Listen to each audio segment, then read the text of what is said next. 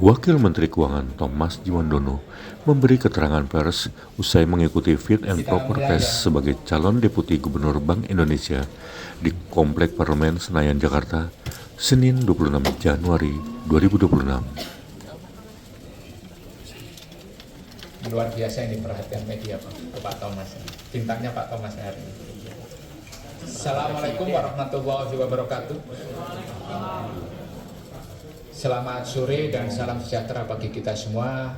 Shalom, Om Swastiastu, Namo Buddhaya, salam kebajikan.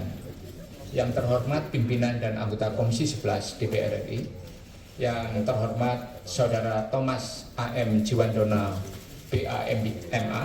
Pimpinan, mohon maaf izin. Ini biar wartawan keluar dulu, pimpinan. Iya, ya. Ini soalnya. Ya.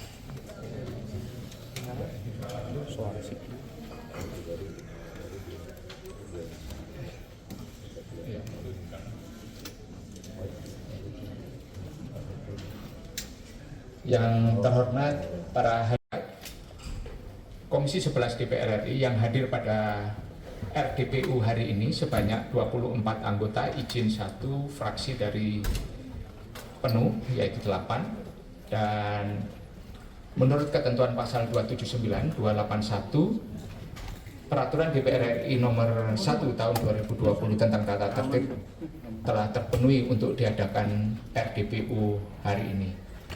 Dengan demikian saya menyampaikan RDPU ini dibuka dan terbuka untuk umum. Hadirin yang saya hormati, mengawali rapat kerja hari ini, kita rapat dengan pendapat umum hari ini kita agendakan yaitu lanjutan dari fit and proper test, uji kelayakan dan kepatutan terhadap calon Deputi Gubernur Bank Indonesia. Perlu saya sampaikan bahwa masa dinas calon Deputi Gubernur Bank Indonesia ini adalah 5 tahun. Dan kita memutuskan dalam RDPU ini untuk jabatan 5 tahun, 1 periode penuh jabatan Deputi Gubernur Bank Indonesia. Dan sesuai yang masuk ke pimpinan DPR RI dan ditugaskan kepada Komisi 11, calon yang sudah kita uji kelayakan dan kepatutannya, yaitu pertama Saudara Solihin M. Zuhro, kemudian baru selesai tadi Diki Kartikoyono, sekarang calon yang ada di depan kita adalah Bapak Thomas A.M. Djiwandono. Dan saya beri kesempatan kepada Pak Thomas untuk menyampaikan visi misinya selama 15-20 menit. Pak Thomas. Sore Pak Thomas. Pak boleh majuan Pak. Pak Thomas boleh dijelasin lagi nggak soal visi misinya, terus terkait dengan independensi BI Pak, mungkin boleh ditekankan lagi Pak. Singkatnya saya menekankan bahwa sinergi fiskal dan moneter itu sangat penting untuk pertumbuhan ekonomi ke depan, dan sangat bisa karena kondisi ekonomi kita sedang baik dan moneter dan fiskal memang sudah bekerja sama selama ini. Pak, tadi Terkait salah independensi, satu Pak. Bapak adalah sinergi yang lebih ketat terkait dengan otoritas fiskal, Pak. Salah satu aspeknya itu adalah pembiayaan APBN. Apakah memang ke depannya mungkin apakah ada rencana penambahan porsi pembiayaan SBN di pasar sekunder seperti yang biasa dilakukan oleh BI gitu? Itu adalah sesuatu yang sedang yang terus berlangsung, ya. Itu apakah ada dan tidaknya, saya rasa itu berdasarkan.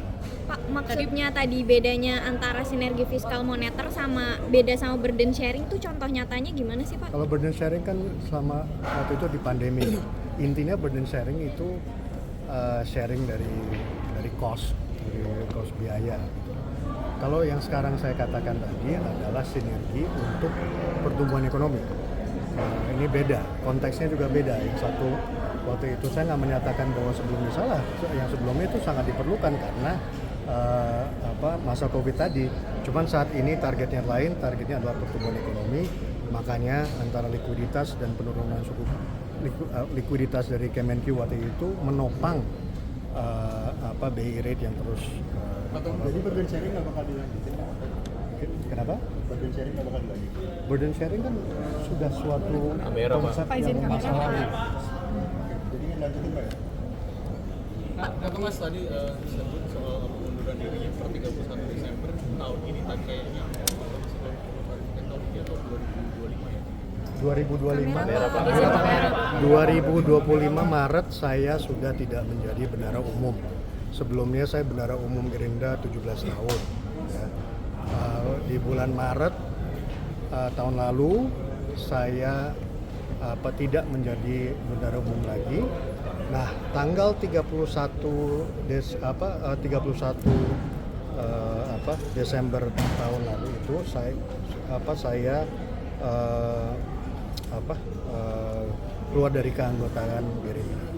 Pak, dari generasi muda, Pak, izin Pak, bagaimana Bapak meyakinkan kami khususnya generasi muda bahwa independensi Bank Indonesia dapat tetap terjaga karena mengingat bahwa sebelumnya itu merupakan program Partai Golkar.